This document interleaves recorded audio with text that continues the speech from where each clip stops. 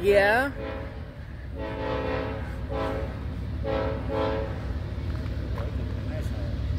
Yeah.